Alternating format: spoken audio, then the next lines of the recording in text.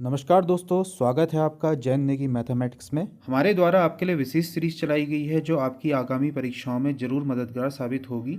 आज की क्लास में हम प्रीवियस क्लासेस के अकॉर्डिंग कुछ क्वेश्चंस को सॉल्व करेंगे। आगे बढ़ने से पहले मैं आपको बताना चाहूँगा कि आप हमारी एप्लीकेशन को चेकआउट कर सकते हैं। उस पर हम काफ़ी सारे special batch plus mock test की सुविधा प्रोवाइड करवा रहे हैं और साथ ही आप हमारे टेलीग्राम चैनल से भी जुड़ सकते हैं। दोनों के लिंक हमने डिस्क्रिप्शन बॉक्स में ऐड कर रखे हैं, आप वहाँ से उनको चेकआउट कर सकते हैं। तो बिना किसी देरी के आज की वीडियो को स्टार्ट करते हैं। देखो, ए और बी आपके टू सेट्स हैं containing 3 and 6 elements respectively. What can be the minimum number of element in A and B? Find also the maximum number of element in A and B. बहुत अच्छा प्रश्न है दोस्तों, ये बहुत बेहतरीन प्रश्न है. इसको कैसे किया जाएगा? ठीक. तो अगर मान लेते हैं आपके पास दो सेट हैं, एक में एलिमेंट है भैया 3 और एक में एलिमेंट है 6, तो आपने बताना है कि मैक्सिमम और मिनिमम नंबर कितने हो सकते हैं इन बी में. ठीक है ना. अब आपके पास दोस्तों फॉर्मूला है एन ए यूनियन बी बराबर होता है n A plus n B minus n intersection B. Okay. आपको सबसे पहले ये बताना है कि what can be the minimum number of element in A and B. तो अगर आप ये बताइए, सबसे पहले हम निकालेंगे minimum of n A and B. N A and B दोस्तों मिनिमम कब होगा दोस्तों? जब ये पार्ट आपका मैक्सिमम होगा. N A intersection B should be क्या होना चाहिए? मैक्सिमम. ठीक है. अब आप ये बताइए कि ये मैक्सिमम कब हो सकता है? इंटरसेक्शन बी का सिंपल सा मतलब है कि ए और बी में कॉमन एलिमेंट. ठीक है ना. अब ए में 3 एलिमेंट है और बी में 6 एलिमेंट है, तो मैक्सिमम एलिमेंट इसमें कितने कॉमन आ सकते हैं? 3. भाई ऑब्वियस सी बात है भाई, अगर ए में 3 एलिमेंट हैं और बी में 6 एलिमेंट है तो मैक्सिमम कितने कॉमन आएंगे इसमें? 3 एलिमेंट. यानी कि इंटरसेक्शन बी की मैक्सिमम वैल्यू कितनी हो सकती है? 3. तो आप अगर आपने दोस्तों इसका मिनिमम निकालना है तो आप इसको मैक्सिमाइज कर दो. सो वी विल गेट, यहां पर से दोस्तों कितना हो जाएगा? 3 प्लस 6. इसकी जो मैक्सिमम वैल्यू कितनी हो जाएगी? 3. तो यानी कि 6 आ जाएगा. So this will be the minimum value of intersection B. Okay. इस तरह के प्रश्न एग्जाम में आते हैं. ठीक. इसके अलावा also find the maximum number of element in A union B. अब देखिए, ए यूनियन बी को हमें मैक्सिमाइज करना है. ये मैक्सिमम कब होगा दोस्तों? जब ये मिनिमम होगा. अब ये बताइए कि ए इंटरसेक्शन बी कब मिनिमम हो सकता है?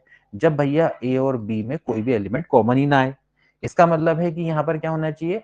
0 होना चाहिए. इसका मतलब क्या हो जाएगा दोस्तों? ये हो जाएगा 3 प्लस 6 माइनस हो जाएगा 0, so that will be 9. So n A union B maximum value कितनी होगी? 9 होगी. और मिनिमम वैल्यू दोस्तों इसकी कितनी होगी? 6 के बराबर होगी. बहुत अच्छा दोस्तों ये प्रश्न है. ठीक. इस तरह से दोस्तों आप इसको समझ लेंगे. चलिए, बहुत बढ़िया, कई लोगों ने निकाल दिया, बहुत अच्छी बात है. अगला देखेंगे दोस्तों, एक और प्रश्न सेट थ्योरी से रिलेटेड है. इसकी पेन एक्सैक्टली चेंज करते हैं. देखिए क्या है. ABC are three sets and U is the universal set such that NU बराबर है 700, NA बराबर है 200, NB बराबर है 300, N इंटरसेक्शन B बराबर है 100. तो आपने N A dash intersection B dash निकालना है. देखिए सबसे पहले अभी हमने फॉर्मूला पढ़ा भाई, A dash intersection B dash है. इसको हम लिख सकते हैं A यूनियन B का dash. Number of element in union B dash generally क्या होता है? Number of element in U minus number of element in A union B. आपने क्या करना है? यूनिवर्सल सेट में से इसको सब्ट्रैक्ट कर देना है. ठीक है ना.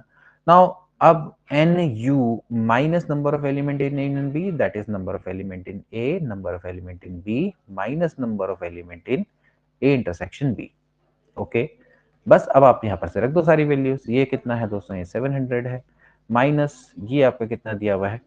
ये दिया हुआ है number of element in A, that is 200, plus ये आपका 300 है, ये आपका 100 है. ठीक है. तो 700 माइनस 3 2 5 में से गया 400, यानी कि 300 is the right answer. Okay. तो ऐसे करके आप दोस्तों इस तरह के प्रश्नों को सॉल्व कर सकते हैं. कोई दिक्कत बताइए, बहुत आसान है. ठीक है, सभी लोग ट्राई करेंगे. चलिए नेक्स्ट देखते हैं.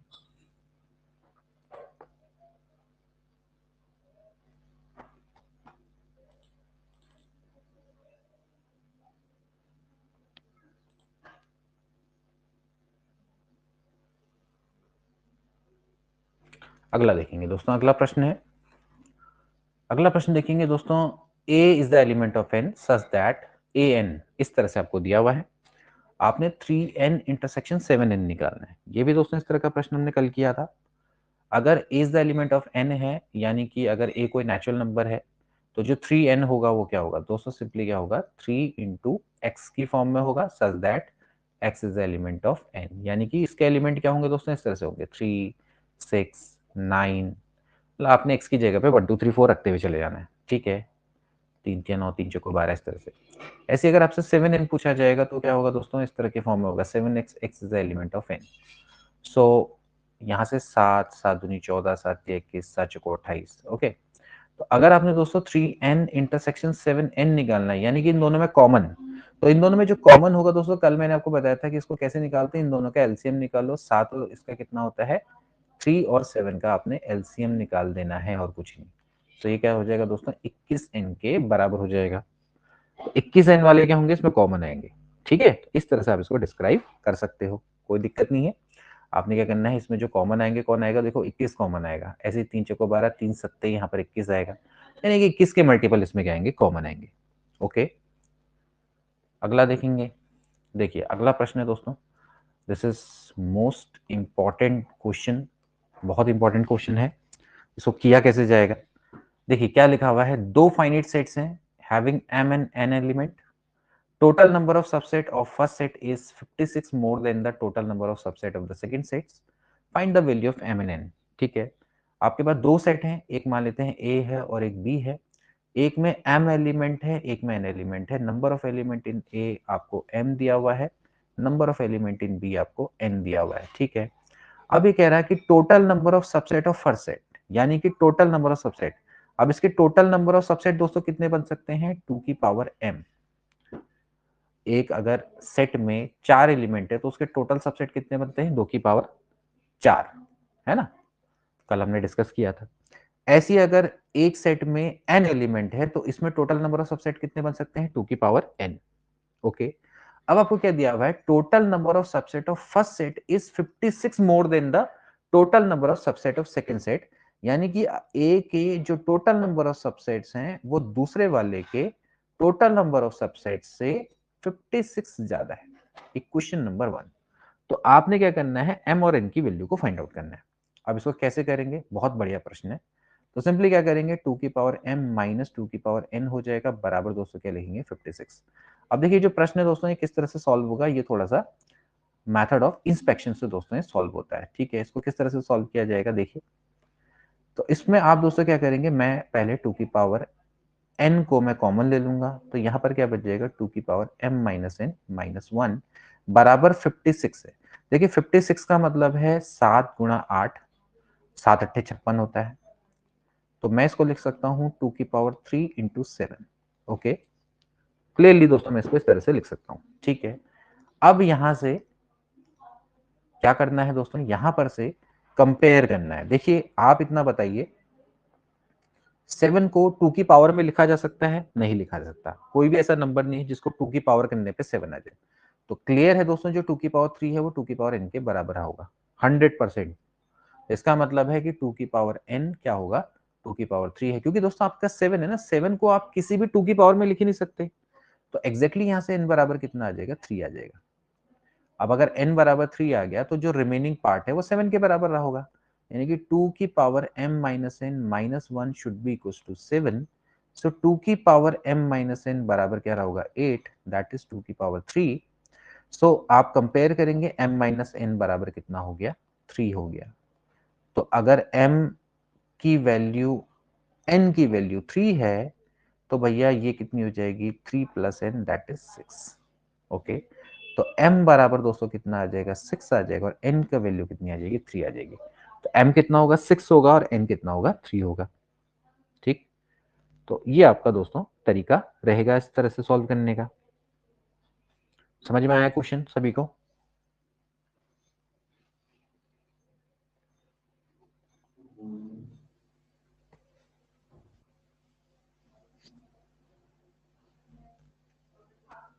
चलिए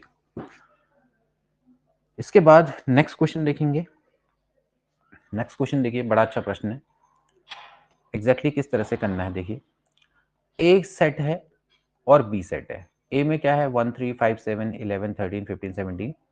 नाउ ये सारे के सारे तो दोस्तों आपके ऑड नंबर दिखाई दे रहे हैं, और ये जो सेट है इसमें आपके इवन नंबर दिखाई दे रहा है। एन दोस्तों इनका क्या है, यूनिवर्सल सेट है, यानी कि एन के अंदर ये दोनों के दोनों सेट क्या है, कंटेंट है।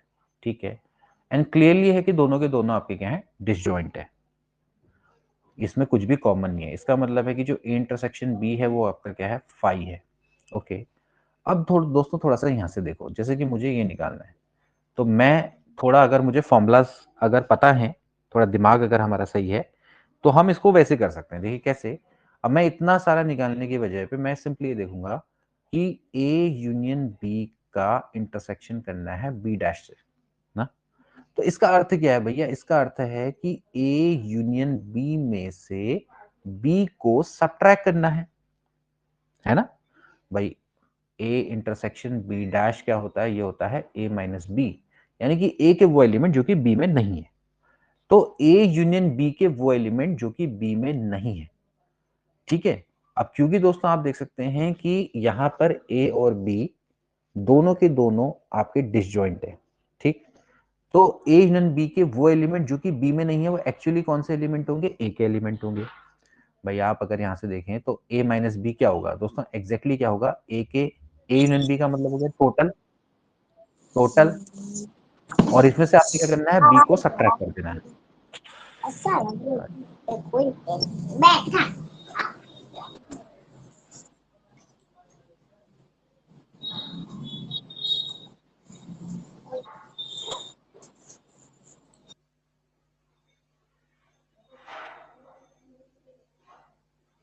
पीछे माइक ऑफ कर दो गुरुजी जो हैं। इसके बाद तो ये दोस्तों कितना आ जाएगा, ए आ जाएगा। तो अगर ये ए आ गया, अब आपको क्या करना है दोस्तों, आपने सिंपली करना है ए डैश यूनियन ए करना है। ये वैल्यू की वैल्यू तो ए आ गई, तो ए डैश यूनियन ए, तो ए का यूनियन ए डैश क्या होता है, universal set, that is natural number. तो natural number is the right answer. समझ रहे, तो ऐसे करके आप इस क्वेश्चन को चुटकियों में कर सकते हैं। तो समझे इसमें क्या करना था भाई। देखो कल मैंने आपको कॉन्सेप्ट बताया था कि अगर ए और बी डिसजॉइंट है तो ए माइनस बी क्या होता है, डायरेक्टली ए के बराबर होता है। तो यहां पर क्या है, यहां पर ए और बी डिसजॉइंट है। ठीक है, तो in that case A union B में से अगर आप बी को सब्ट्रैक्ट करेंगे तो डायरेक्टली क्या होगा, ए के बराबर आएगा। ओके, तो ये वैल्यू आपकी ए के बराबर आ गई। इसके बाद ये ए डैश है, तो ए डैश यूनियन ए क्या हो जाएगा, डायरेक्टली यूनिवर्सल सेट के बराबर होता है। यूनिवर्सल सेट कौन है दोस्तों, यहाँ पर नेचुरल नंबर है। तो डायरेक्टली आप इस तरह का क्वेश्चन कर सकते हैं। Okay, so by this way, again a very very important question. देखिए आपके पास x एक सेट है और y एक सेट है, आपको प्रूफ क्या करना है। एक्चुअली आपसे एग्जाम में पूछा जा सकता है कि x is a subset of y, y is a subset of x, इस तरह का। तो देखिए क्या है यहाँ पर, देखिए y क्या है दोस्तों, 9 का मल्टीपल है। आप क्लियरली दोस्तों देख सकते हैं कि y क्या है, 9 का मल्टीपल है। आप यहाँ पर वैल्यू रखते हुए चले जाओ, n बराबर 1 से स्टार्ट करेंगे तो 0 आएगा, फिर 9 आएगा, फिर 18 आएगा, और इंक्लूडिंग 0 एज वेल। ठीक है ना, तो यहाँ पर 9 या 27 ऐसे करके आएगा, यानी कि 9 के स्पेशल मल्टीपल है।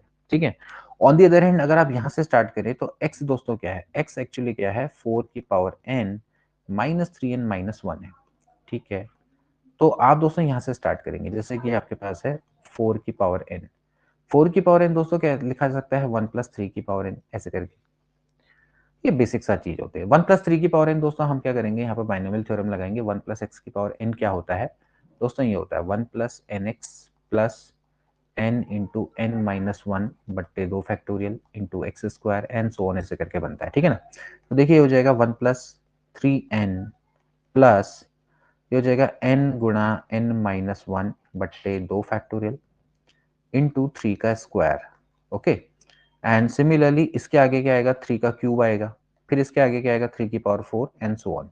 मैं आगे के टर्म नहीं लिख रहा हूँ, बस आपको दिखाने के लिए बता रहा हूँ। ठीक है ना, तो ये जो दो टर्म है इसको इधर ले आओ, 4 की पावर n माइनस 3 की पावर n माइनस 1, ये जो दो टर्म है मैं उठा के इधर को ले आया। तो एक्जैक्टली आपके पास क्या बचेगा, n इंटू एन माइनस 1 बटे 2 फैक्टोरियल, इसको मैं कुछ देर के लिए लैम्डा मान लेता हूँ। ये है 3 का स्क्वायर प्लस इसको लैम्डा 1 मान लिया। ऐसे यहाँ पर लैम्डा 2 रहा होगा, जो भी रहा हो हमें क्या मतलब उससे, 3 का क्यूब प्लस यहाँ पर लैम्डा 3 रहा होगा 3 की पावर 4 एंड सो ऑन। ठीक है, तो भैया एग्जैक्टली क्या है, एग्जैक्टली ये है कि यहां पर अगर मैं देखूं तो 3 का स्क्वायर पूरा कॉमन आ जाता है। 3 का स्क्वायर क्या होता है, 9। 9 पूरा दोस्तों यहां पर से कॉमन आ गया। अंदर क्या बचेगा, लैम्डा 1 प्लस 9 लैम्डा 2 प्लस ऐसे ही 3 की power 3 lambda 3 and so on. इस पूरे को दोस्तों मैं क्या मान सकता हूं, लैम्डा मान सकता हूं, मान सकता हूं ना।